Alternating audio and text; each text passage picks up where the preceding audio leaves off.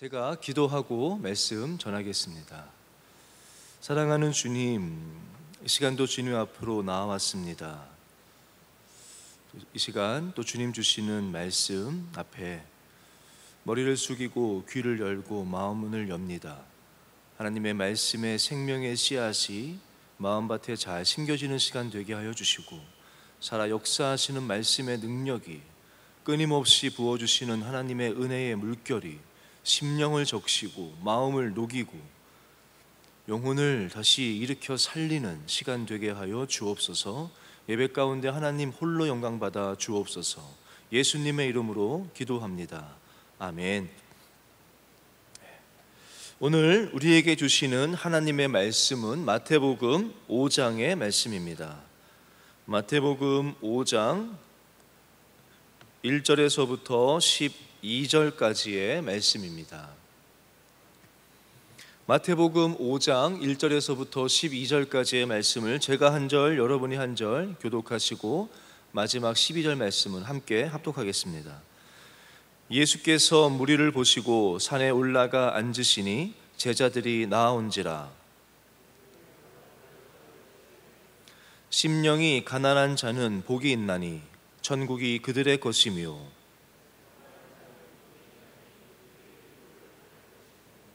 온유한 자는 복이 있나니 그들이 땅을 기업으로 받을 것이며,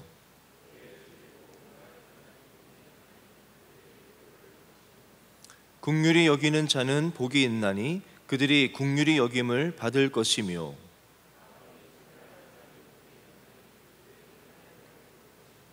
화평하게 하는 자는 복이 있나니 그들이 하나님의 아들이라 일컬음을 받을 것이며,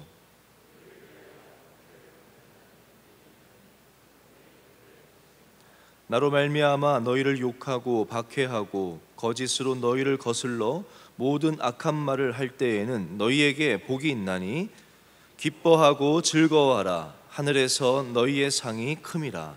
너희 전에 있던 선지자들도 이같이 박해하였느니라. 아멘. 오늘은 제가 다 둘러보지 못하고 몇 곳만 이렇게 좀 둘러보고 왔는데, 지난 뉴송 예배부터 우리가 교회 각 부서실을 열어서 이렇게 팀별로 예배를 드리고 있습니다. 여러분들의 그 예배 드린 그 예배가 어땠는지 좀 한 명 한 명 들어보고 싶기는 한데, 여러분에게 들었던 몇 명에게 들었던 피드백으로는 의외로 참 좋았다라는 이야기를 많이 들었습니다. 제가 지난주에요, 찬양 시간에 쭉 돌아봤어요. 쭉 방마다 이렇게 새성전부터 해가지고 쭉 돌아보는데, 처음에 저의 의도는 그냥 음향은 잘 나오는지 뭐 이렇게 팀별로 얼마나 나와서 드리는지를 좀 체크하는 차원에서 둘러보기 시작했는데요, 여러분은 못 느꼈을 거예요. 제가 이렇게 방마다 한 곳 한 곳 이렇게 열어보면서 이렇게 방마다 이렇게 보는데 조금씩 제 마음 가운데 그 감격이요, 저는 처음에는 그저 그냥 여기 잘 나오네, 이렇게 우리 아이들이 찬양하고 있네 하는데, 그때는요, 송구영신 예배 때가 우리 교회에서 가장 많은 교인이 모이고 가장 많은 곳이 열어서 예배 드리는 날 아니겠습니까? 예배가 송구영신 예배거든요. 그런데 그때보다 더 많은 방이 열렸어요. 모르시겠죠? 여러분은 감격이 아닐지 모르지만 제가 여는데, 그때 안 열었던 바닥방부터 해가지고 작은 방들까지 다 열렸는데, 모든 방에서 방을 열어서 볼 때마다 모든 방에서, 비록 적은 데는 5명이 모인 방도 있었고 많은 데는 25명 모인 방도 있고 여러 팀별로 차이가 있었지만, 제가 열어볼 때마다 그 방에서 같은 찬양을 막 하고 있는데 이게요, 조금씩 저에게 그 은혜의 감격이 계속해서 밀려오는데 나중에는 너무 감격스럽더라고요. 저는 하나님이 우리가 이것에 꽉 차가지고 올려드리는 찬양과 예배도 기쁘어 받으시겠지만, 우리가 이곳에 각 곳에 방마다 다 흩어져서 교회의 모든 방에서 함께 예배하고 찬양하는 이 예배를 하나님께서 기뻐하시는 줄로 저는 믿습니다. 여러분들 팀별로도 영상으로 드리는 분들 계시면 나오셔서 함께 팀별로 예배 드리면 그 은혜가 있을 거예요. 저는 요즘 제가 계속 묵상하는 기도와 하나님 앞에 구하는 은혜는 밀물의 은혜거든요. 저번에 제가 이제 기도회 할 때 잠깐 제가 밀물의 은혜에 대해서 얘기를 드렸는데, 서해 바다 갔을 때 제가 제 아들이랑 그 서해에서 밀물을 경험해 봤는데, 이게 조금씩 계속 물이 이렇게 밀려오는데요, 이게 서서히 밀려오는 그 물길이 감당이 안 되더라고요. 저희 모래성을 쌓으면서 은규랑 제가 그거 지키자고, 바닷물 못 들어오게 은규가 또 큰 꿈을 꾸고 그 성을 막 쌓기 시작했는데 어림도 없어요. 조금씩 계속 밀려오는데 성은 다 덮이고 끝까지 밀려와가지고 하는데, 그 은혜가 저는 너무 은혜로웠어요. 하나님, 그래서 저는 요즘에 기도하기는, 하나님 저에게 늘 넘어지지 않습니까? 다짐하고 또 믿음으로 살아가려고 해도 또 넘어지고 또 넘어지는데, 하나님 또 은혜 주시고 또 은혜 주시고, 너무 메마른 내 심령 가운데, 우리 예배 가운데 막 폭포수 같은 은혜도 너무 귀할지 모르겠지만, 계속해서 우리는 은혜 없이는 한순간도 살 수 없잖아요. 하나님 계속해서 매 순간마다 저에게 은혜를 주세요. 은혜를 주세요.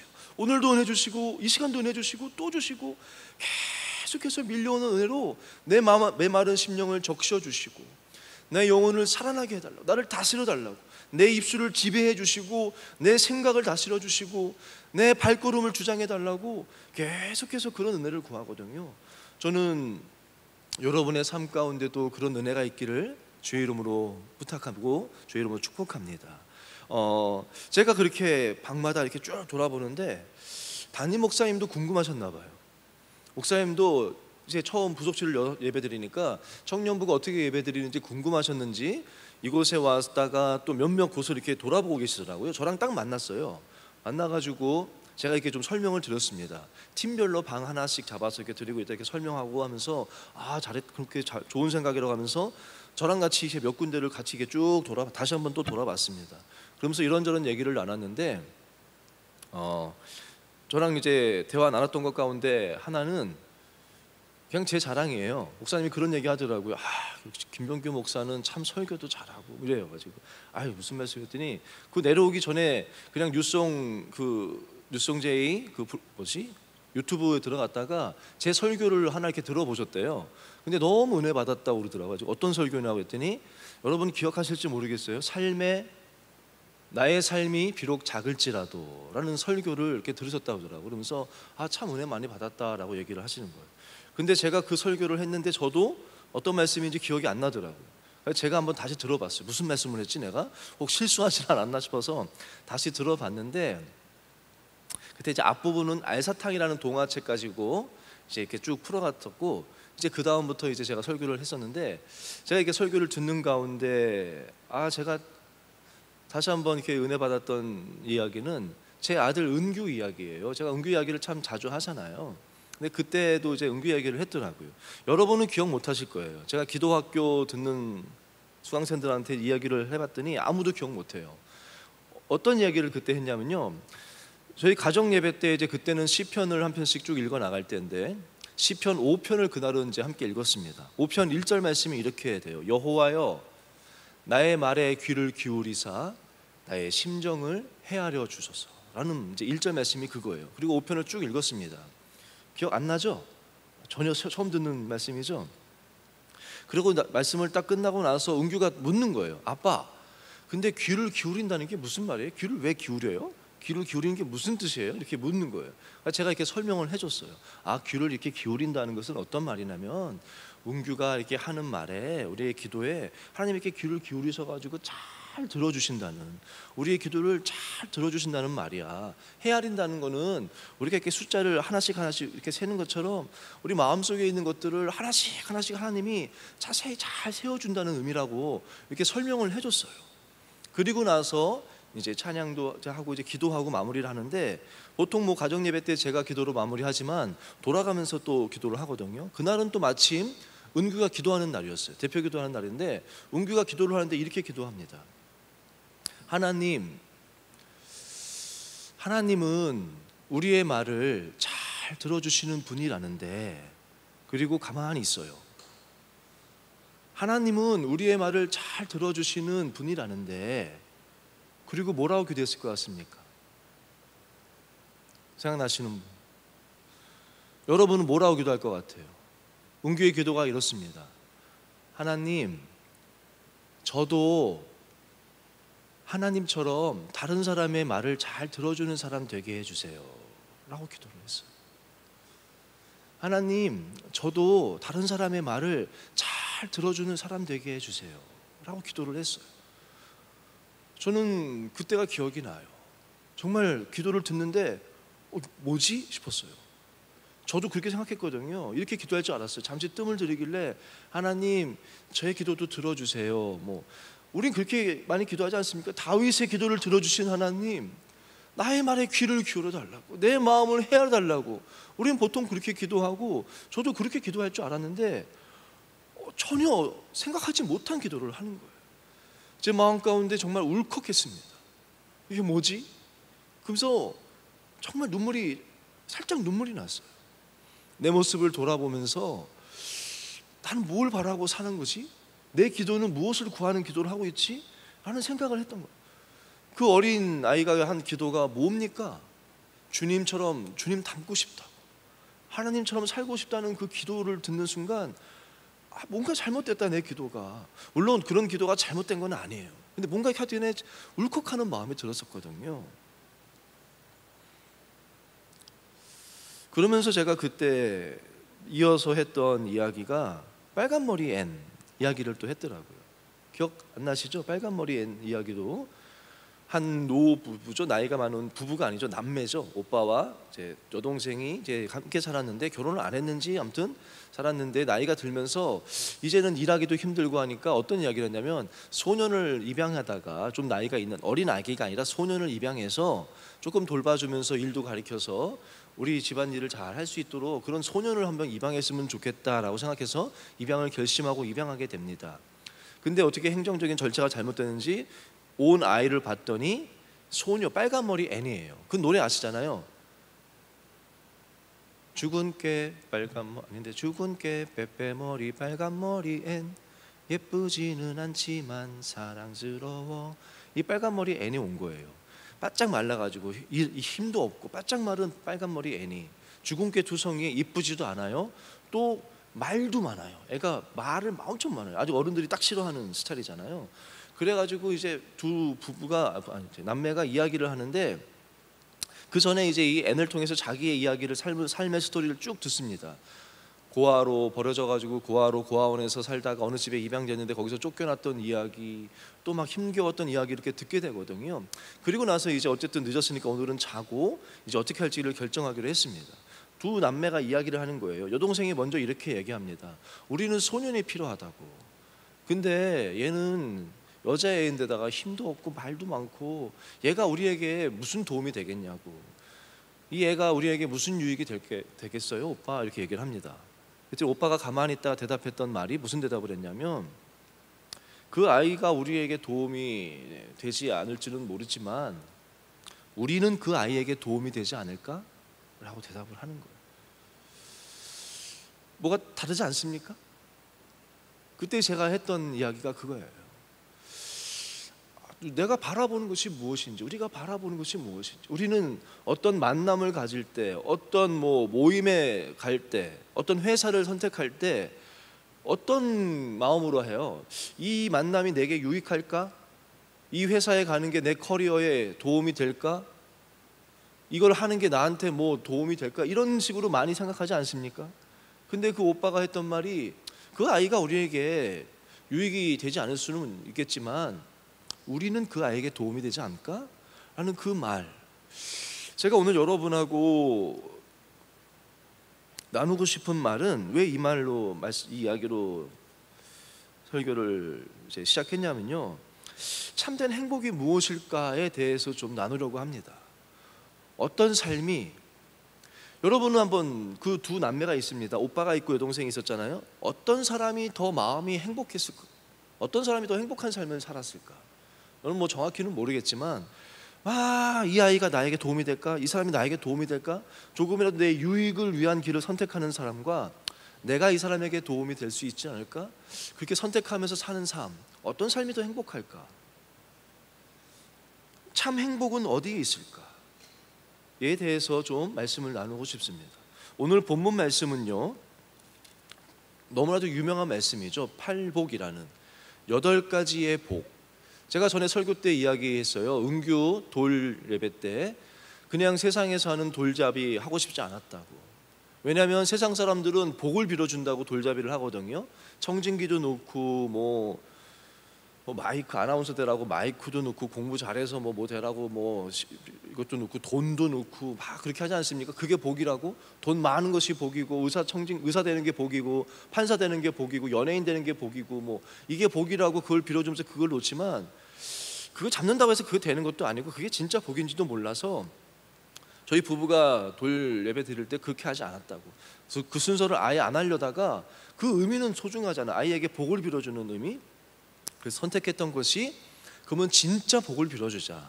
성경에 예수님이 친히 말씀하신 참복, 팔복을 가지고 복을 빌어주자 해서 이 팔복 말씀을 가지고 하나씩 하나씩 예쁘게 만들어서 은규에게 선택하게 했다라는 그 이야기, 팔복의 말씀입니다. 예수님이 직접 가르치셨던 진짜 이 땅에서의 복, 너희들이 추구하는 세상 사람들이 다 복이라고 생각하는 그것이 아니라 언뜻 읽어보면은 이게 무슨 복이지?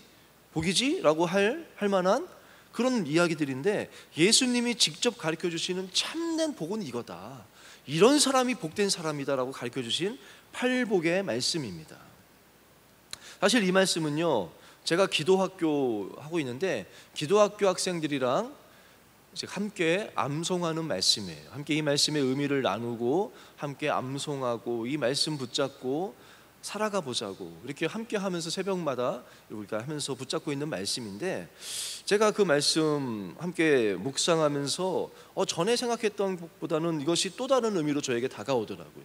그래서 기도학교 아이들이랑 같이 나눴지만 오늘 여러분하고도 함께 좀 나눴으면 좋겠다 싶어서 예수님이 가르쳐 주신 진짜 복이 무엇인지, 어떤 삶을 살아가는 것이 행복인지에 대해서 좀 이야기를 나누려고 합니다. 팔복은요 8가지의 복. 저도 사실은 은규에게 이 8가지 중에서 한 가지 복을 주고 싶다라는 마음을 한 가지 선택하게 했는데 이 말씀을 묵상해 보니까 이 8가지는 8가지지만 8개 중에 뭐 있던 복 하나씩이 아니더라고요. 결국은 하나의 복이에요. 한 가지의 복. 성령의 열매를 뭐라고 이야기합니까? 갈라디아서 5장 22절에 오직 성령의 열매는 사랑과 오래 참음과 희락과 화평과 뭐죠? 양선과 자비와 양선과 온유, 충성과 온유와 절제니라고 하지 않습니까?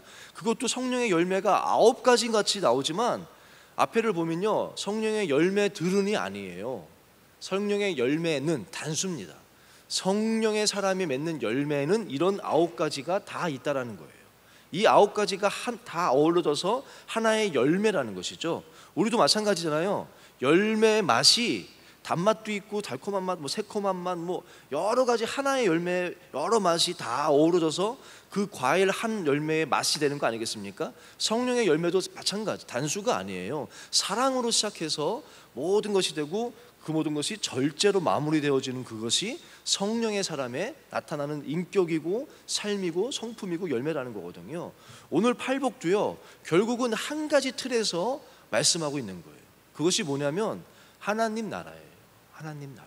하나님 나라는 누가 소유하는지, 어떻게 이루어 가는지, 하나님 나라는 어떤 것인지, 어떻게 그 나라를 지켜가는지, 그곳에 사는 하나님의 백성들의 성품은 어떠한 것인지, 그 모든 것이 사실은 하나님 나라지. 화평한 자의 복을 받겠다, 나는 화평하는 자의 복을 받겠다, 나는 온유한 자의 복을 받겠다, 이게 아니더라고요. 온유한 자가요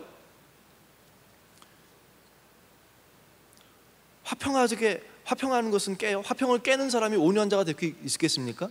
어디 가는 곳마다 화평케 하는 자가 그 성품이 온유하지 않고 막 자기 성질대로 하는 사람이 화평케 하는 자가 될 수 있겠습니까? 긍휼이 풍부한, 긍휼이 충만한 사람이 예수님이 바라보시는 그 슬픔 가운데 있는 사람들, 하나님 나라가 임하지 않은 그것들을 바라보면서 애통하는 눈물이 없겠습니까? 같이 눈물 흘려주는 그 마음이 없는 사람이 긍휼을 베풀 수 있겠습니까? 이거는요 결국 하나님의 자녀된, 하나님의 통치 아래에 있는 하나님 나라에 나타나는 일들이라는 거예요. 이 8가지의 은혜가 저는 이 팔복의 은혜가 그래서 심령이 가난한 자의 복이 천국이라고 시작해요. 천국이 저희의 것이다. 첫 번째 복이 천국, 하나님의 나라. 마지막 여덟 번째 복도 하나님 나라가 그들의 것이다. 결국은 하나님 나라로 쭉 풀어가는 겁니다. 제가 간단하게 좀 그러면은 예수님이 말씀하신 이 정말로 행복, 참 복이 무엇인지 제가 8가지에 대해서 간단하게만 좀 설명을 드리겠습니다. 먼저 이렇게 말씀하세요. 심령이 가난한 자가 복이 있다. 심령이 가난한 자라고 말씀하는 말은 전에도 제가 언급했었지만, 나는 하나님의 은혜가 아니면 살 수 없는 자입니다. 나는 죄의 본성이 가득한 자로서 내 힘으로는 어떻게 할 방법이 없습니다. 유진 피터슨 목사님은 나는 벼랑 끝에 서 있는 사람이라고 표현했다고 하지 않습니까? 나는 하나님의 은혜 없이는 살 수 없는 자입니다 하면서 하나님의 은혜를 막 간절하게 사모하는 사람, 그런 자가 심령이 가난한 자예요. 그런 자에게 하나님은 하나님의 자녀가 되는, 하나님 나라의 백성이 되는 그 천국을 허락해 주시고 하나님이 그의 삶 가운데 임재하셔서 하나님 나라를 이루어 가신다라는 말씀이 심령이 가난한 자예요. 그 다음 복이 뭐냐면 애통하는 자라고 표현하고 있거든요. 애통하는 자는 그건 뭡니까? 무엇으로 인하여 애통하냐가 중요한 거예요. 여기서 말씀하는 애통하는 자는 그저 그냥 내 문제 때문에, 내 억울한 것 때문에 애통하는 자가 아니에요. 하나님 나라의 자녀가 된 사람은, 제가 그때 시대를 살리는 믿음 시리즈 설교할 때 예수 그리스도가 나의 그리스도시요 주는 나의 하나님의 아들이시요 그리스도시라는 것을 고백한 그 사람들의 그 믿음의 시작은 감사다. 그리고 그 감사의 고백이 있는 자의 그 다음은 뭐라고 얘기하냐면 기도다라고 얘기하면서, 주를 그리스도로 삼고 나의 왕으로 섬긴 자는 이제는 예수님이 나의 꿈이 되고 예수님의 꿈이 나의 꿈이 되는 자다. 그렇기 때문에 그런 자들은 하나님 나라를 위해서 기도한다, 하나님 나라를 꿈꾼다라고 얘기하지 않았습니까? 마찬가지예요. 심령이 가난함으로 주의 은혜를 구하며 주님의 자녀된 자는 하나님 나라, 주님의 마음을 품기 때문에, 주님의 다스리심이 있기 때문에 하나님 나라가 임하지 못한, 하나님을 알지 못하는 그것을 바라보면서 애통하는 마음을 갖는다는 거예요. 주님이 바라보시면서 눈물 짓는 그곳을 바라보면서 함께 눈물 흘리게 되어 있고, 나의 가정 가운데, 나의 삶 가운데, 또 내가 속한 곳마다, 가는 곳마다 그 찬양 뭐죠? 내가 밟는 모든 땅, 예배자 찬양 있잖아요. 내가 밟는 모든 땅 주를 예배하게 하소서. 덮어지게 하소서. 네. 그 찬양 아시죠 여러분? 전에 많이 불렀는데, 내가 밟는 모든 땅 주를 예배하게 하소서. 그러면서 애통하게 되는 자, 그런 사람이 그런 삶 가운데 하나님의 위로가 있고, 내가 너무하면 한다, 하나님의 역사하심이 있고, 그런 자들을 통해서 이루어 가신다는 거예요. 그 다음에 온유한 자는 뭡니까? 애통하는 자, 하나님 나라를 꿈꾸는 자들이 하나님 나라를 이루어가는 방법은 무엇이냐? 온유함이라는 거예요. 왜요? 온유함은 무엇이냐면 그냥 성격이 착하고 유하고 이런 것이 온유함이라고 성경은 말하지 않아요. 온유함의 원어의 뜻은 길들여졌다는 뜻이에요. 길들여졌다. 길들여진 야생말, 막 자기 마음대로 막 달리고 싶고 자기 마음껏 살고 싶은데, 그런 자가 길들여졌을 때 그 성품을 온유함이라고 그래요. 내 본성을, 내 감정 그대로를 극복해내는 사람. 나는 분노가 나요. 이 상황을 보면 막 화가 나. 근데 그것을 극복하는 자, 예수님 때문에 그것을 참고 인내하는 사람, 오래 참는 사람. 나는 막 시기가 나고 질투가 나고 정욕이 막 생기지만 내 주인 되신 주님의 다스림 때문에 주님 생각하면서 그 나의 본성을 억제할 수 있는 사람, 극복할 수 있는 사람이, 그것이 온유함이에요. 이런 온유한 자는 어떤 자가 땅을 기업으로 얻는다고 하지 않습니까? 그 땅이 뭐예요? 우리가 말하는 부동산 그 땅이 아닙니다. 하나님의 나라가 임하지 않는 그곳에 가서 우리가 온유한 그런 마음으로 살아갈 때 그 땅이 하나님 나라가 임하게 되는, 나에게 그런 하나님 나라의 영적인 지경을 하나님께서 내가 가는 곳마다 그런 땅을 얻게 되는 그런 은혜를 주신다는 말이 온유한 자예요. 하나님 나라는 애통하는 기도로부터 시작되어지고 우리의 삶으로서, 주님의 길들여진 그 삶으로서 온유함으로써 그 땅이 이루어지게 한다는 것이죠. 의에 줄이고 목마른 자는 뭐겠습니까? 의라함은 하나님과의 관계를 말하는 겁니다. 하나님과의 관계를 사모하는 자, 그 어떤 것보다 하나님과의 관계를 사모해서 늘 기도의 자리를 사모하고 예배의 자리를 사모하고 그 관계가 막히지 않도록 늘 하나님 앞에 가까이 나아가고, 마리아가 예수님 무릎 가까이 나아갔던 것처럼 그 관계를 사모하는 자에게는 하나님이 그 영혼의 만족함을 주신다. 이의에 줄이고 목마른 자, 하나님 나라를 이루어가는 그 삶을 우리가 계속해서 유지하기 위해서는 의에 줄이고 목마른 자가 아니면 안 된다는 거예요. 하나님과의 관계가 계속해서 유지될 때, 기도의 간이 막히지 아니하고 예배의 간이 막히지 아니할 때 비로소 우리는 하나님 나라의 자녀로서 하나님 나라를 이루어가는 삶을 살 수 있고, 그것이 진정한 행복이라는 거예요. 여기까지 했어요, 기도학교에서. 나머지 4개는 아직 안 했어요. 아직 묵상을 제가 못했어요. 어쨌든 나머지 긍휼히 여기는 자도 마찬가지고 4가지 다 마찬가지예요. 긍휼히 여기는 자, 마음이 청결한 자, 화평하게 하는 자, 의를 위하여 박해를 받는 자, 모두 다 하나님 나라의 백성의 성품들이고 삶의 모습 아니겠습니까? 예수님은 이것이 복이라는 거예요. 그래서 제가 오늘 여러분하고 조금 생각하고 싶은 것은요, 이 8복 말씀에서도 무엇이 진짜 복이냐는 거예요. 이 8가지 중에서가 아니라 앞에 것이 복이라는 거예요. 앞에 것이, 뒤에 것이 아니라. 제 말을 좀 이해하시나 모르겠어요. 야고보 말씀에, 야고보서 4장 말씀에 이런 말씀이 있습니다. 주 앞에서 낮추라. 그리하면 주께서 너희를 높이시리라. 이 말씀이 있거든요. 그런데 어떤 사람이 혹시 여러분 가운데 높아지기를 원해, 내가 높아지고 싶어, 그래서 이 말씀 붙잡고 내가 낮아진다면 그것은 진짜 낮아짐이겠습니까? 이 말씀의 핵심은 높아지기 위해서, 너 높아지려면 낮아져라는 뜻이 아니에요. 낮아지는 거, 하나님 앞에서 하나님의 그 위대하심과 하나님의 높으심과 그 광대하심을, 그 영원하심을 깨닫고 나라는 사람이 얼마나 하나님 앞에 부족한 자인지를, 그것을 아는 자가 하나님 앞에서 낮추게 되는 거, 그것이 진짜 복이라는 거예요. 이것이 진짜 복임을 가르쳐 주는 것이지, 너 높아지고 싶어? 이 세상에서 높아지고 싶어? 그럼 주님 앞에서 낮아져, 이런 말씀은 아니에요. 근데 우리는 이렇게 적용하는 것이 많아요. 흥부와 놀부 아시죠? 흥부가 다리가 부러진 제비를 치료해줘가지고 그 물어온 박을 통해서 복을 받잖아요. 놀부가 그걸 듣고는 어떻게 합니까? 제비의 다리를 일부러 부러뜨리죠? 그리고 치료해줘요. 그리고 박을 얻잖아요. 이 놀부가 왜 잘못됐어요?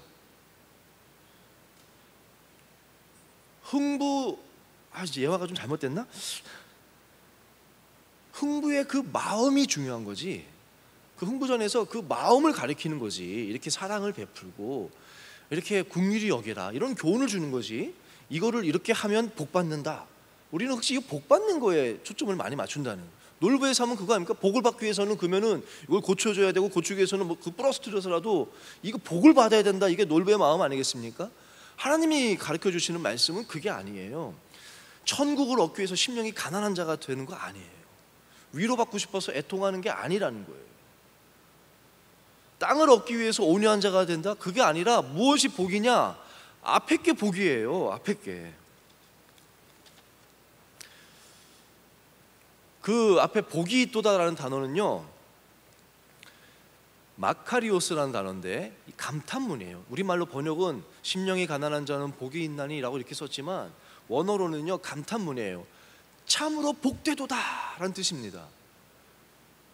행복한 자로다 라는 뜻이 마카리오스예요. 감탄문, 행복한 자로다, 심령이 가난한 너야, 그게 행복하다는 거예요. 심령이 가난한 자, 너는 참 행복한 자구나, 너는 진짜 복 있는 사람이구나 라는 그 감탄문이에요. 황금알을 낳는 거위 이야기 아시죠? 황금알을 낳는 거위가 복이죠. 그 거위가 진짜 복이고, 그 거위는 복된 존재가 됐을 때 그 거위는 그 알은 그 거위가 낳은 알이죠. 이 알이 진짜 복이 아니라, 진짜 이 복된 것은 황금알을 낳는 오리가 될 때 이 알은 저절로 나아지는 거 아니겠습니까? 근데 우리는 이 알을 바라보다가 그 얘기에서도 배를 갈라버려가지고 그 알을 취하잖아요. 진짜 복은 이것이 아니라 그런 존재가 되는 게 복이라는 거예요. 제가 전에 이야기했는지 모르겠는데, 제가 이식 수술을 앞두고 하나님 앞에 제가 지금도 참 감사한 것은 무엇이냐, 이식 수술 준비를 쭉 잘 하고 있는데 마지막에 이제 하나 위 내시경 검사를 했는데 뭐라고 이야기를 했냐면 위암입니다라고 판정이 났어요. 그러면서 이제는 이식은 이제 못하고 위암 수술을 이제 준비해야 된다 그러면서 뭐 어떻게 수분형으로 떨지 뭐 3분의 1을 절제할지는 다시 한번 정밀 검사를 하고 결정을 하자고 하면서 위 그쪽에서 와서 얘기를 하는 거예요, 저랑. 근데 16년을 제가 기다렸던 수술이에요. 근데 그 수술을 다 준비 다 됐는데 갑자기 위암이라고 그러고 위암 수술을 하고 5년 뒤에 완치가 되면 그때 다시 이식을 고려해 보자고 할 때 그 말을 저에게 딱 하는데, 제가 그 말을 처음 들었을 때는 사실은 좀 낙심이 됐어요. 이게 뭐지? 이렇게 싶었는데 참 진짜 감사한 게 얼마 시간 되지 않았어요. 얼마 되지 않은데 제 마음속에서 저의 중심에서 고백되어졌던 고백이 뭐였냐면, 하나님은 선하십니다. 제가 하나님의 선하심을 믿습니다. 저는 모르겠지만 저는 하나님의 선하심을 믿고 선하심 가운데 인도하실 것을 믿는다고 저랑 아내가 함께 그 고백을 드릴 수 있었어요. 그리고 나서 하나님 뭐 이렇게 절차가 돼서 결국 결과적으로는 위암이 아니었던 것이 됐고 이식 수술을 받아서 지금 참 건강했어요. 제가 받은 건강 너무 귀한 복이죠. 건강이 소중하지 않다는 건 아니에요. 건강의 은혜 너무너무 귀하지만 전 지금도 참 귀한 것은, 너무 감사한 것은 제가 그 순간에 상황하고 상관없이 하나님의 선하심을 고백할 수 있었다는 것, 하나님이 저에게 그런 고백을 하게 하셨다는 그것, 내가 그런 존재가 그 순간에 그런 존재로서 서 있었다는 것, 그게 진짜 복 아니겠습니까? 건강이 복이죠. 근데 이 건강, 시간이 지나면 이 건강 쇠하지 않겠습니까? 물질도 복이죠. 근데 물질 한순간 날아갈 수 있는 거 아니겠습니까? 그럼 물질 없어지면 그 행복은 다 사라져 버리는 거 아니에요? 오늘 말씀을 보세요. 가난해요. 내가 너무너무 가난하고 막 은혜 없이 살 수 없는 그런 자인데, 그렇게 사는데 그것이 정말 그렇게 사는 가운데도 행복하다면 그 행복은 누가 빼앗을 수 있겠습니까? 세상에서 말하는 복은요, 잠깐 기쁨을 줍니다. 그렇지만 그것은요 쉽게 사라져요. 그리고 그 기쁨은 금방 없어져 버려요. 내가 막 애통하며 살아야 되는데도 애통하면서 눈물 흘리며 살아가는데 행복하다면 그 행복은 누가 빼앗을 수 있겠습니까? 그 행복은 빼앗을 수 없는 영원한 행복이요, 진짜 행복이고 참된 행복한 존재가 된다는 거예요. 저는 우리 여러분 가운데 이 은혜를 사모하기를 원해요. 뒤에 것이 중요한 것이 아니에요. 어떤 것이, 제 은규에 이야기한 것도 저는 그겁니다. 하나님 내 기도를 들어주세요 해가지고 하나님 제 기도를 하나 들어줬다고 해요. 그것이 복이겠죠. 그것도 복이겠죠. 하지만 진짜 복은 나도 주님처럼 살고 싶어요. 나도 주님의 길을 걸어가고 싶어요. 주님의 길을 걸어갈 때 몰라요. 시험에 떨어질지 몰라. 그럼에도 그 길을 걸어가는 길은 복된 길인 줄로 믿습니다. 예수님은 그걸 가르쳐 주는 거예요. 그 당시 이 말이 이해되기 쉽지 않을지 모르지만 이 길을 걸어가는 사람은 그 기쁨을, 그 행복을 누린다. 얘들아, 이게 진짜 복이라는 거예요. 이 마카리오스라는 단어는요, 사실은 사람들이 느끼는 행복에는 잘 안 쓰는 단어입니다. 하나님이 느끼시는 행복에 쓰는 단어예요. 제가 오늘 말씀 제목을 철엄으로 졌어요. 아마 철엄이라는 시리즈로 아마 철엄으로 쭉 갈 것 같은데, 오늘은 예수님처럼 행복하기라고 제가 제목을 졌습니다. 왜냐하면 오늘 팔복의 말씀은 예수님은 이렇게 사셨어요. 하나님 나라를 구하며 늘 의를 위하여 핍박당하며 온유한 자로서 모욕 다 당하고 억울하고 분하고 다 그냥 감당하시며, 예수님께서는 그렇게 사셨고 예수님은 그 가운데 참 행복을 누리셨던 그 행복입니다. 예수님이 이 팔복의 말씀은 그 참된 행복으로의 초대의 말씀입니다. 나는 너희가 정말로 행복한 자가 됐으면 좋겠다. 그 행복은 세상 사람들이 말하는 그것이 진짜 행복한 길이 아니야. 세상은 무엇을 소유해야 행복하다고 가르칩니다. 아니야. 그게 행복이 아니야. 가난한 마음, 하나님 은혜를 구하며 살아가는 것, 그것이 행복이야. 그렇게 살아갈 때 하나님의 다스리심이 너에게 있어. 그것이 진짜 복이야. 막 웃고 사는 것, 그냥 자기 것을 추구하면서 막 살아가는 것, 그게 복이 아니야. 하나님 나라, 하나님의 마음, 내 마음을 같이 품고 애통하는 자, 그게 복이라. 그들에게 주신 내가 너 마음을 안다. 내가 너를 안다. 위로해 주시는 위로.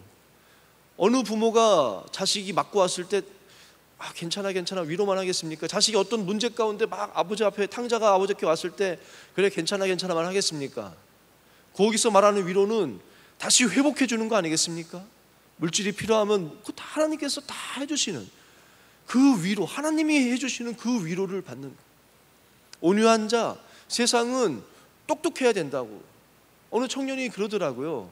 와서 얘기를 하는데 어느 사무소에 있는데 안타까운 마음에 그곳에 있는 선배들이 너 그러면 안 돼. 여기는 뭐더라? 눈치가 빠르게, 눈치 빠르게 살아야 돼. 너처럼 그렇게 하면 안 돼라고 했대요. 근데 자기는 너무 행복하대요. 그냥 자기가 손해보는 거, 손해볼 수도 있고 억울할지도 모르지만 그저 그냥 말씀대로 그렇게 살아가는데 사람들이, 선배들이 아끼는 마음에 너 여기서 그러면 안 돼. 이 바닥은 눈치를 잘 봐야 돼. 잽싸게 눈치 보면서 살아야지. 그렇게 살아가는 거 아니야 하는데 자기는 너무 행복하대요. 월급은 많이 받니? 최저 연봉 받는다고 하더라. 근데 행복하대요. 그곳에서 늘 기도하고 처음에는 막 하다가 지금은 그들의 직원들의 마음도 조금씩 움직이는 것 같다고. 저는 믿기는 거기 교인이 아무도 없대요. 그 청년이 일하는 곳에. 하나님이 약속하신 그 말씀대로 온유한 자는 땅을 기업으로 얻는다고 했는데 그것에 하나님 나라가 임하는 사무실 될 줄로 저는 믿어요. 세상 사람들 너 손해보고 사는 것, 세상 사람들은 너의 유익을 구해라, 조금 더 너의 이익을 찾아서 옮겨라, 행하라 하지만 그거 아니야. 그게 행복한 길이, 삶이 아니야. 손해보고 억울할지 모르지만 온유한 자, 그런 자가 복이 있다. 예수님이 그렇게 가르치는 거 아니겠습니까? 저는 여러분이 이 행복을 정말 경험하며 살아가는 자들이 되기를 간절히 원합니다. 이렇게 다 살지 못하더라도, 그래서 저는 오늘 기도학교 아이들하고도 이야기했지만 요즘에 제 마음속에 있는 단어는 온유한 자예요. 온유한 자. 그래, 순간 욱한다고 해서 내 마음 감정되는데, 조금 서운하다고 해서 그렇게 다 하지 말자. 조금만, 주님만, 나의 주인 되신 주님만 생각하자. 그렇게 참자. 이 온유하면은요, 또 내 본능에는요 막 분노도 있고 뭐 질투도 있고 뭐 여러 가지 것도 있겠지만 두려움도 내 본능 아니겠습니까? 낙심도 내 본능 아니겠어요? 내 본성을 내 주인 되신 주님 바라봄으로 극복하는 것도 온유함 아니겠어요? 낙심될 때도 아니야, 주님이 계시니까 다시 그거 극복해내면서 다스리면서 사는 것, 전 요즘은 온유한 자에 꽂혔거든요. 그렇게 살려고 애를 씁니다. 그리고 조금씩 그 기쁨도 맛보고 있어요. 저는 우리 뉴송 공동체가 정말로 예수님처럼 행복하기, 예수님이 누리셨던 이 행복을, 그 길을 조금이라도, 삶의 한 절이라도, 한 걸음이라도 그것을 따라가고 경험하며 살아가는 우리 뉴송 공동체가 됐으면 좋겠습니다. 우리 한번 찬양 한번 해볼까요? 소원 찬양 아시죠? 말씀 준비하면서 이 찬양, 높은 산 되면 행복할 것 같지만 외로워요. 오름직한 동산 돼서 사람들을 품어주고 유익해 하고 그런 삶이 복된 삶 아니겠습니까? 우리 찬양 한번 부르시면서 마음속으로 기도하는 마음으로 찬양 부르기를 원합니다.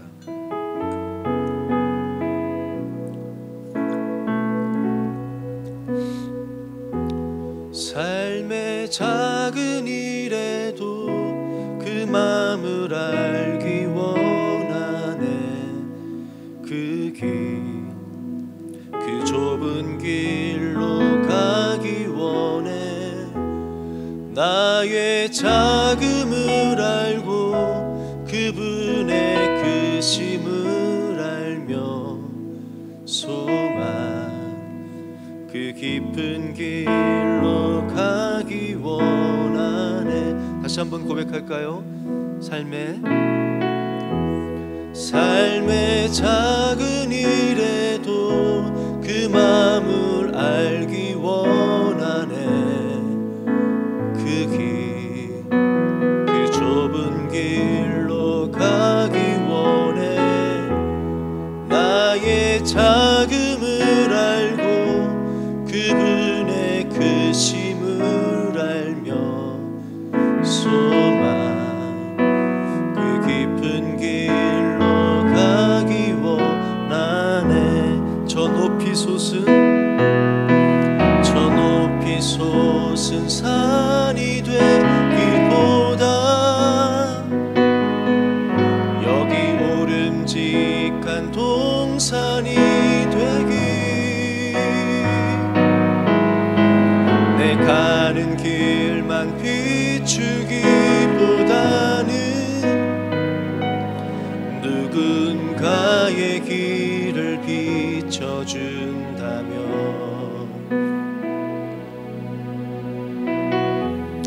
내가 노래하듯이 또 내가 얘기하듯이 살길 난 그렇게 죽기 원하네.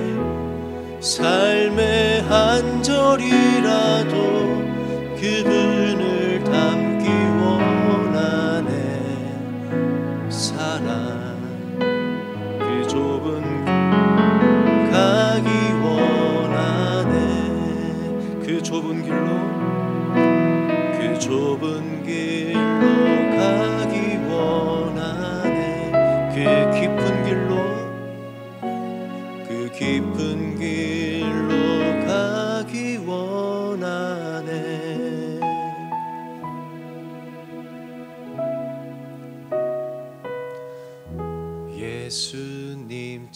예수님처럼 섬기는 사 나는 없고 오직 십자가만 드러내는 사. 나의 삶도 십자가 뒤에 가리우고 예수님만 드러내기 원해요. 예수님처럼 섬기는 삶 나는 없고 오직 하나님만 드러내는 삶. 내 삶 속에 하나님으로 가득 차는 예수님처럼 살기를 다시 한번 예수님처럼 겸손한 삶 나는 없고 오직 십자가만 드러내는 삶. 나의 삶도 십자가 뒤에 가리우고 예수님만 드러내기 원해요. 예수님처럼 섬기는 삶 나는 없고 오직 하나님만 드러내는 삶. 내 삶 속에 하나님으로 가득 차는 예수님처럼 살기를 원해요.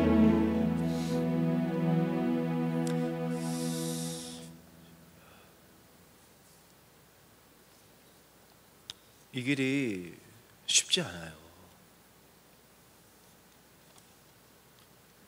예수님처럼 행복하기, 이 길이 쉽지 않습니다. 쉽지 않아요. 그저 그냥 쉽게 우리가 이렇게 찬양 부른다고 해서 뭐 찬양하면서 기도하는 마음으로 찬양한다고 해서 걸어갈 수 있는 길은 아닌 거예요. 은규도 기도는 그렇게 했지만 절대 남의 말 듣지 않아요. 아빠 말 안 들어요. 엄마 말도 안 듣고 누구 말도 안 듣고 지 말만 해요. 말은 그렇게 할 수 있죠. 모르죠. 뭐 그렇게 그래도 그렇게 기도했으니까 그 정도인지 그럼 할 말은 없는데, 기도하기도 쉽고 기도하기도 어렵죠. 기도하는 것도 대단하지만 그런다고 해서 또 쉬운 것도 아니고, 찬양한다고 해서 그 길 갈 수 있는 길은 아닌 것 같아요. 넘어지죠. 그렇지만 저는 이 시간 다시 한번 우리가 또 한번 그 주님 십자가 바라보면서, 분명한 것은 그것은 쉽지 않지만 갈 수 있습니다. 주님이 함께 해주실 것이니까. 다 온전히 닮지는 못하지만 조금이라도, 아까 우리 예배부 부른 찬양처럼 오늘 한 걸음 딛고, 또 넘어질지 모르지만 또 한 걸음 딛고 하다 보면 어느새 그래도 예수님 닮아있는 모습을 우리가 발견하게 될 거예요. 쉽지 않지만 그 길은 참된 행복한 길이에요. 참 행복한 길이에요. 오늘 제가 제목을 처럼이라고 줬어요. 처럼. 왜냐하면 이 처럼이라는 것이 그렇게 가벼운 단어가 아니더라고요. 예수님처럼 살고 싶다고, 예수님처럼 되고 싶다고, 닮고 싶다고 하는데, 그렇게 처럼이라는 이 단어가 쉬운 단어가 아니더라고요. 제가 이 제목을 짓게 된 이유는 한 시를 통해서 이 제목을 졌어요. 한번 띄워주시겠어요? 윤동주 시인의 십자가라는 시입니다. 제가 기도학교 아이들이랑 팔복 설교 준비하면서 팔복에 대해서 이렇게 찾다 보니까 윤동주 시인이 지은 팔복이라는 시가 있어요. 그러면서 윤동주 시인의 그 신앙과 그 삶을 내가 더 조금 더 새롭게 알면서 궁금해서 윤동주 시인이 썼던 시들을 거의 많이 읽어봤습니다. 윤동주 시인은 할아버지가 장로님이었고 기독교 가정에서 자랐고 독실한 크리스찬입니다. 그 마을 자체도 기독교 마을에서 살았고. 십자가라는 시인데요, 보이시죠? 제가 한번 읽어볼게요. 쫓아오던 햇빛인데 지금 교회당 꼭대기 십자가에 걸리었습니다. 첨탑이 저렇게도 높은데 어떻게 올라갈 수 있을까요? 종소리도 들려오지 않는데 휘파람이나 불며 서성거리다가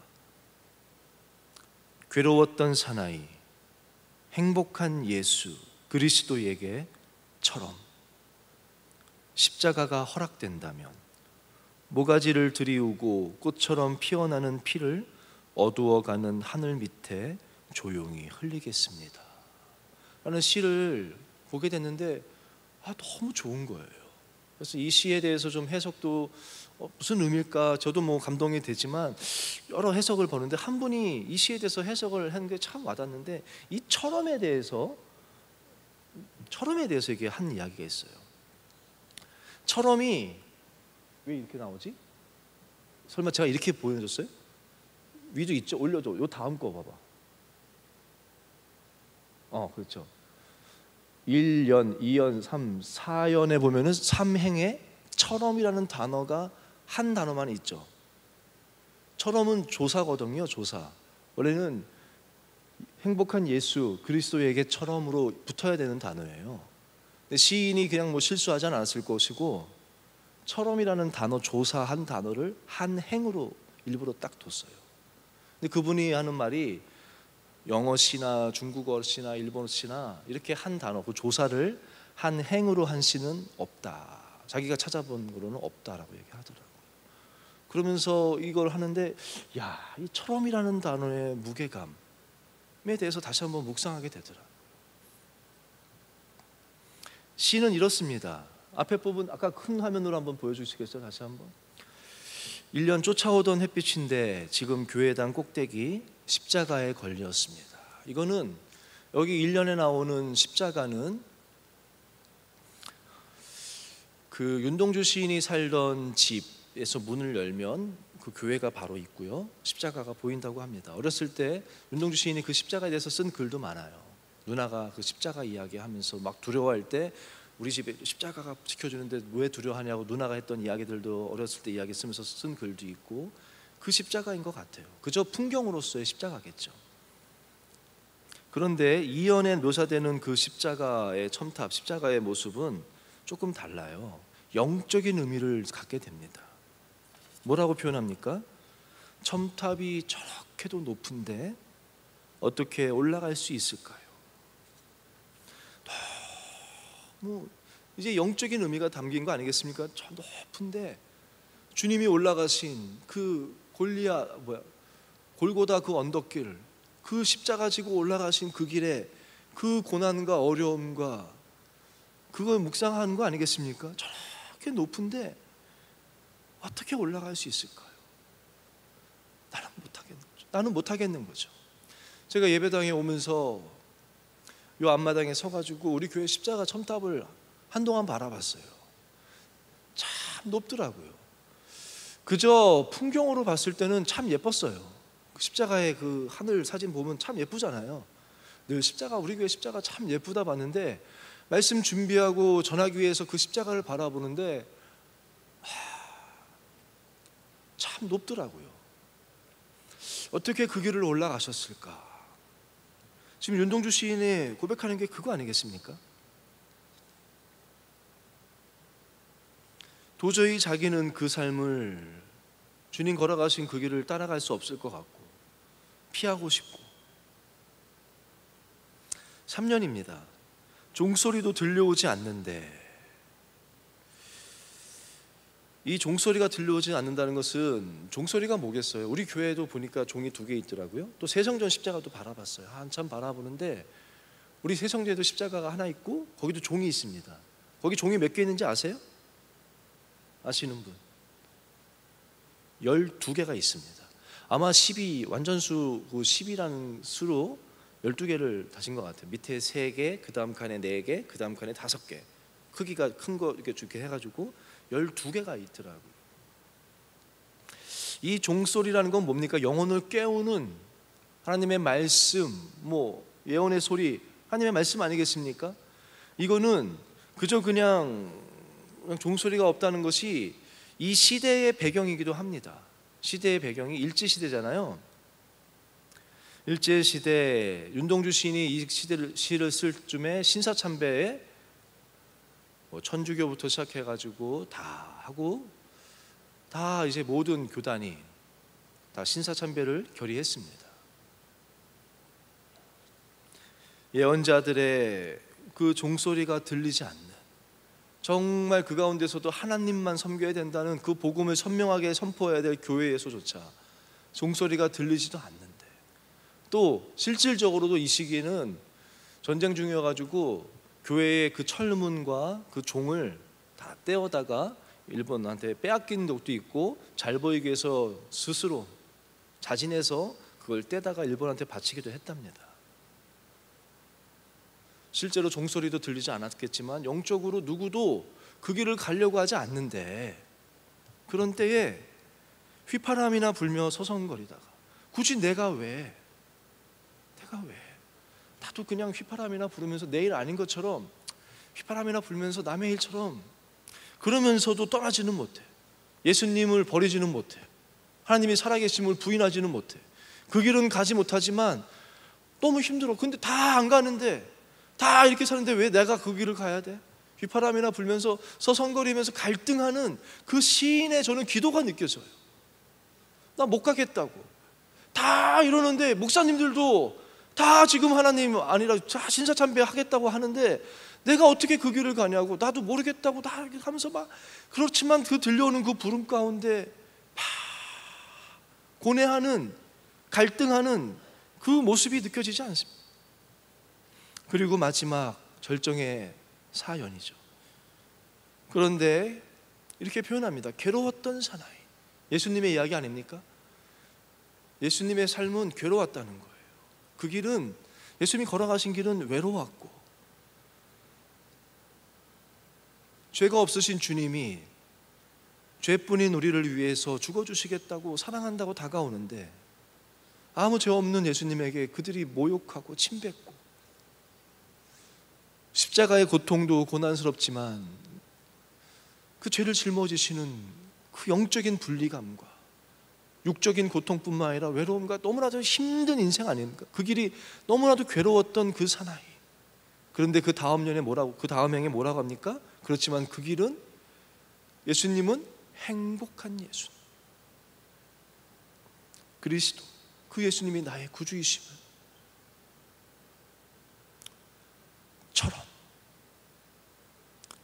그 예수님이 십자가의 길, 고난의 길이지만 그 길이 행복한 길임을 알잖아요. 예수님께 주어졌던 그 길, 너무너무 가기 싫고 두렵고 힘들고 괴롭지만 주님이 걸어가시고 초대하시는 길이고, 나를 따라오라, 너희도 자기 십자가를 지고 나를 따라오라 초대하시는 그 길, 그 길은 행복한 길임을 알기에 뒤에는 그 길을 주님 나도 나의 십자가 지고 따르겠습니다 라고 결단하는 그 시의 내용이에요. 너무 저는 은혜가 되더라고요. 너무 좋더라고요. 그래서 윤동주 시인이 썼던 시들을 다시 한번 다 읽어봤어요. 다는 아니겠죠. 어쨌든 제가 찾을 수 있는 시들 많이 읽어봤습니다. 여러분들 한번 기회 되면 읽어보세요. 너무 은혜가 되고 영적으로 이렇게 읽어보면은 하나하나가 그 크리스찬으로서의 갈등하는, 우리 그 서시도 마찬가지 아니겠습니까? 서시도 크리스찬으로서 살아가면서 민족을 사랑하는 자로서 그 시대를 살아가야 하는 시대의 부르심 앞에 그리스도인으로서 걸어가는 그 길에 대한 고뇌와 결국은 주님을 바라보면서 그 길을 선택하지 않았습니까? 윤동주 시인은 그 길을 결국 걷지 않았습니까?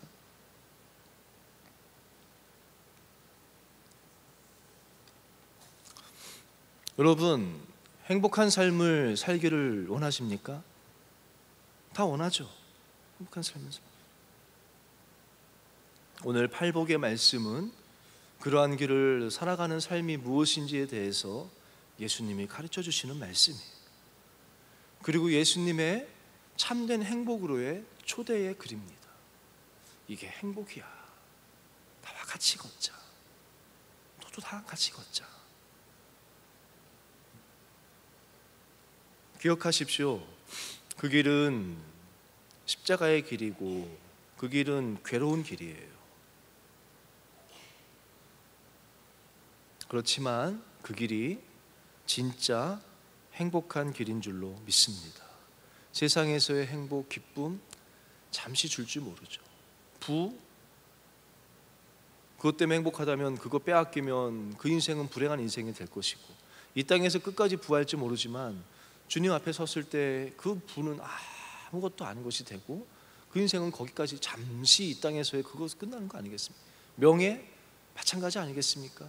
있을 때 뭐 대단한 것 같지만 그 기쁨 잠시고 그것은 곧 사라질 거죠. 참된 행복이 뭡니까? 이 길이 행복이에요. 팔복의 말씀, 심령이 가난한 자로 사십시오. 하나님 나라를 구하며 사세요. 여러분 감정대로 여러분 유익만을 구하면서 세상 사람들 걸어간다고 다 그 길로 걷지 마세요. 하나님과의 관계를 사모하며 걸으세요. 힘든 사람 있으면 긍휼히 여기세요.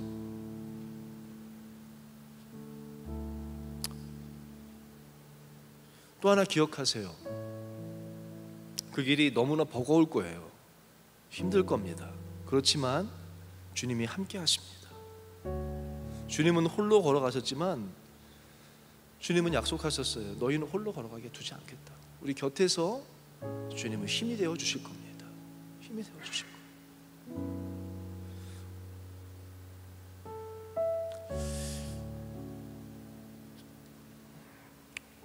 말씀 준비하면서도 저도 사실은 못 지키거든요. 지난주에 활 목사님 만났는데 저한테 그러더라고요. 요즘 그렇게 설교 때마다 반성문 쓴다며. 왜 무슨 말이야 했더니 어떤 애가 연락했는데 요즘은 김병기 목사님이 설교 때마다 반성문 쓰세요. 그래서 그 말씀에 은혜 받는다. 요즘 그런 것 같아요. 제가 팔복 묵상하면서 좀 그렇게 살아봐야지 하다 보니까 근데 또 넘어져요. 그게 안 되더라고요. 그게 자꾸 제가 반성문만 쓰는 것 같아요. 그렇지만 넘어지지만요, 제가 말씀 묵상하면서 저에게 주신 찬양, 오늘 주신 찬양은 뭐였냐면, 여러분 잘 아실 거예요. 주는 완전합니다 라는 찬양 아시죠? 가사가 이래요. 주님, 나는 연약합니다. 주님, 나는 오늘도 힘겨워한다고. 나는 부족합니다. 나는 연약합니다. 주님, 나는 넘어집니다. 오늘 또 실수했습니다. 나는 죄인입니다. 계속해서 그래서 주만 바라봅니다. 이게 중요한 거 아니겠습니까? 연약하죠. 우리는 연약합니다. 다짐하지만 또 넘어지고 또 실수해요. 또 내 욱하는 거 또 나와서 또 그렇게 합니다. 우린 다 그래요. 그렇지만 그러니까 주님 바라봐야 되지 않겠습니까? 막 우리는 실수하고 넘어지고 죄인이고 부족하고 뭐 온통 투성인데, 주님은 딱 한 단어, 주님은 완전합니다. 이거면 되는 거예요. 이거 하나, 그 완전하신 주님 바라보고, 넘어지지만 또 일어나서 주님 바라보고 도와달라고 그러고, 주님 손 붙잡고 또 걸어가고, 또 실수하지만 또 주님 바라보고, 그렇게 걸어갈 때 그 길이 행복한 길이에요. 우리가 어떻게 완전합니까? 우리 넘어집니다. 그렇지만 또 반성문 쓰고, 다음 주 와서 또 반성문 쓰고, 또 주님 바라보고, 그렇게 하나씩 한 걸음씩 걷다가 보면 주님 닮아가는 거 아니겠습니까? 그 길이 행복한 길이에요. 우리 찬양 함께 하고 기도하겠습니다.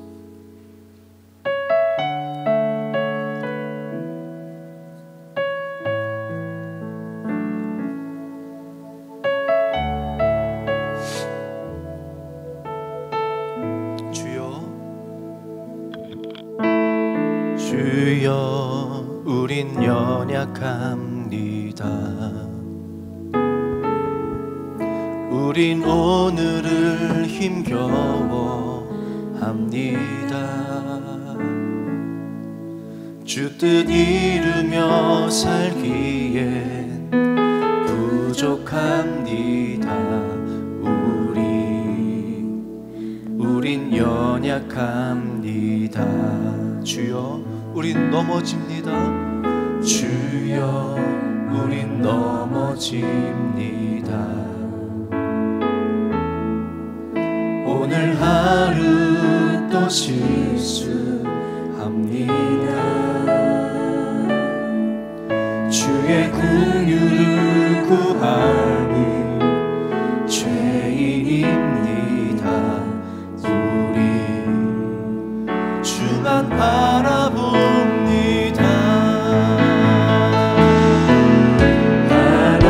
한없는 주님의 은혜 온 세상 위에 넘칩니다. 가릴 수 없는 주여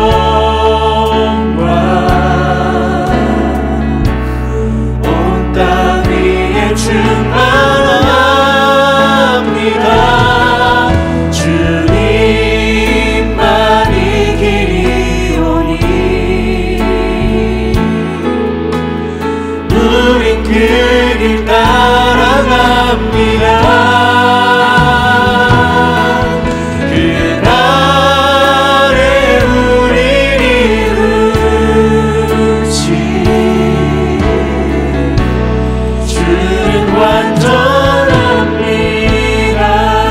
손을 얹고 다시 한번 이 찬양 고백하겠습니다. 주여, 우린 연약합니다. 주여, 우린 연약합니다. 우린 오늘을 힘겨워합니다. 주 뜻 이루며 살기에 부족합니다.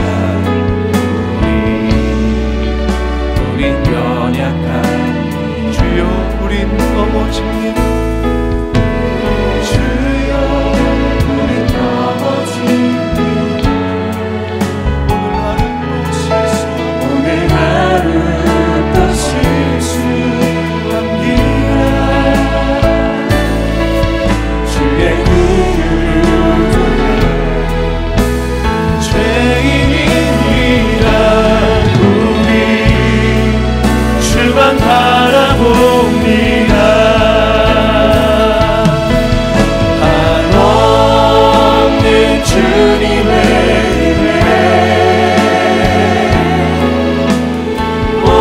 세상 위에 넘칩니다. 가릴 수 없는 주 영광 온 땅 위에 충만합니다. 주님만이 길이오니 우린 그 길 따라갑니다. 그날에 우린 이루지 주는 완전한 한없는 주님의 은혜, 한없는 주님의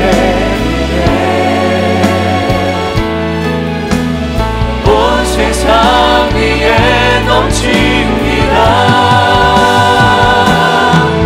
가릴 수 없는 주 영광 온 땅 위에 충만합니다. 주님만이 길이오니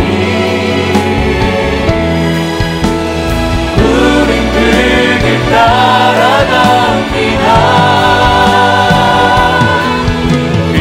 그날에 우린 이루시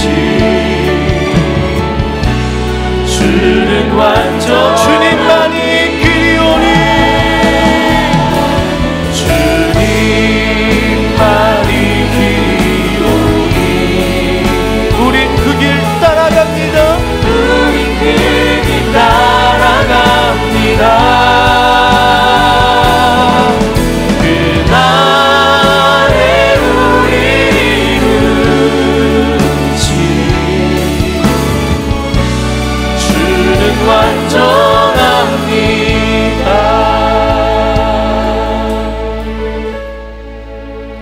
우리 함께 기도합시다. 우리의 부족함을 우리 늘 넘어지지 않습니까? 그렇지만 주님, 저도 주님 초대하시는 그 길 따르기를 원합니다. 나의 기도가 주님의 기도를 닮아가기 원하고, 나의 입술이, 나의 귀가, 나의 삶이 주님을 닮기 원하고, 주님처럼 주님의 마음을 품기 원하고 주의 나라를 꿈꾸기 원합니다. 주님 가신 그 길을 함께 걷게 하여 주옵소서. 참된 행복한 자의 삶을 누리며 살기를 원합니다. 주님, 나를 붙잡아 달라고, 주님 나와 함께 해달라고 이 시간 주님을 바라보시며 함께 기도하며 나가도록 하겠습니다.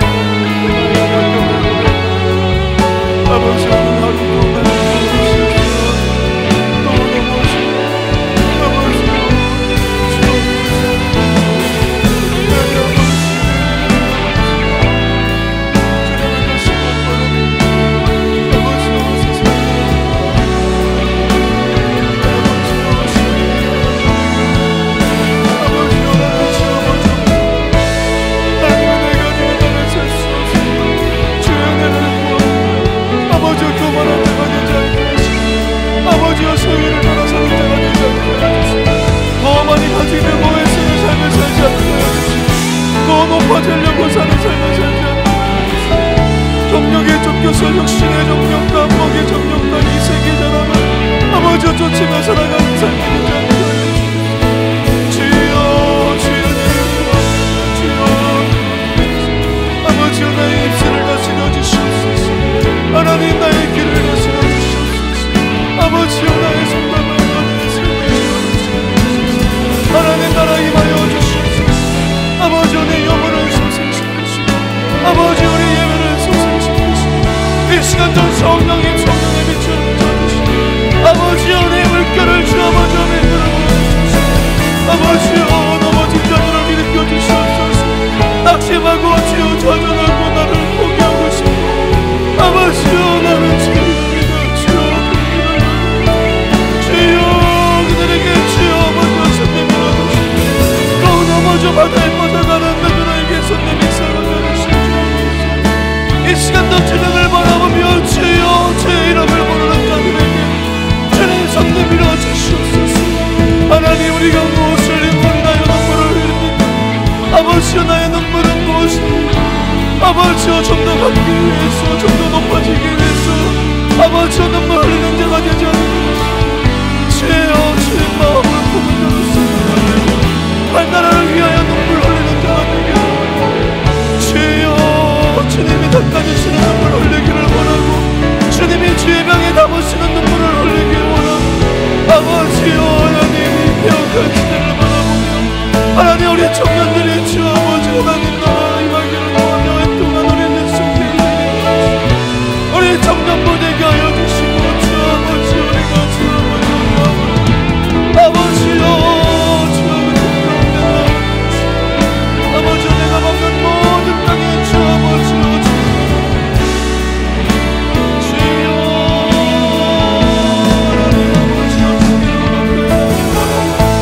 아버지여 내 마음을 정결하게 하여 주시옵소서. 아버지여 참된 행복 주님의 부르심에 아멘하게 하여 주시옵소서.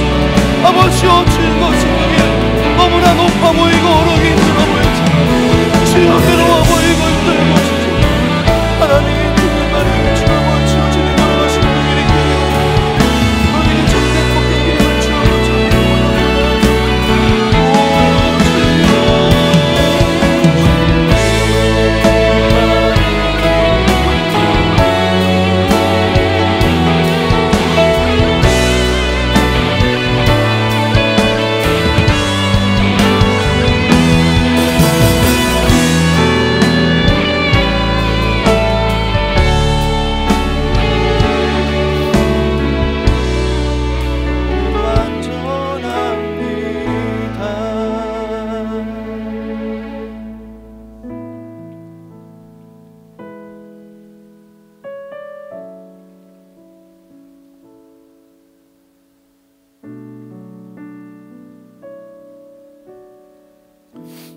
예배자 찬양 함께 불렀으면 좋겠어요. 아무도 예배하지 않는 그곳에서 아무도 예배하지 않는 그곳에서 주를 예배하리라. 아무도 찬양하지 그곳에서 나 주를 찬양하리라. 누구도 헌신하지 않은 그곳에서 주께 헌신하리라. 누구도 증거하지 않은 그곳에서 나 주를 증거하리라. 내가 밟는 모든 땅 주를 예배하게 하소서. 주의 보혈로 덮어지게 하소서. 내가 선이고 주의 거룩한 곳 되게 하소서. 주의 향기로 물들이게. 다시 한번 찬양합시다.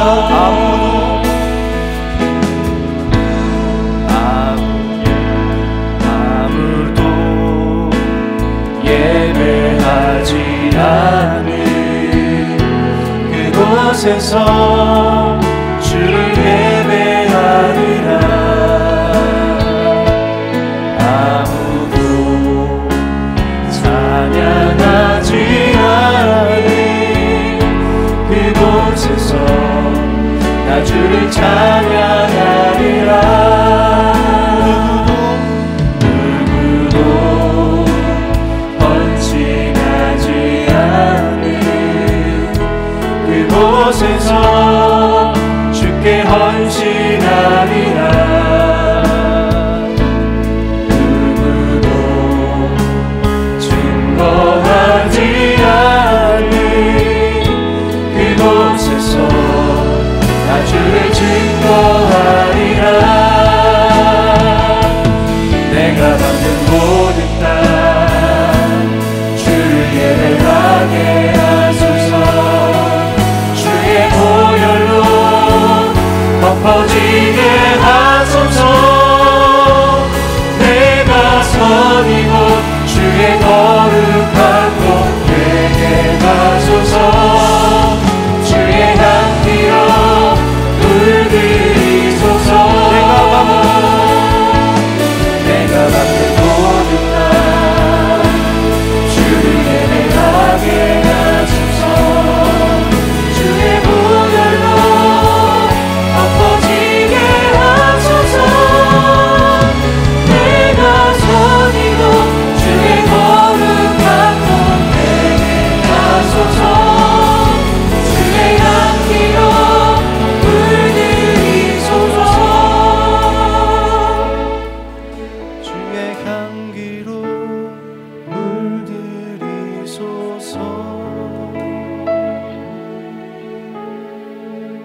아멘.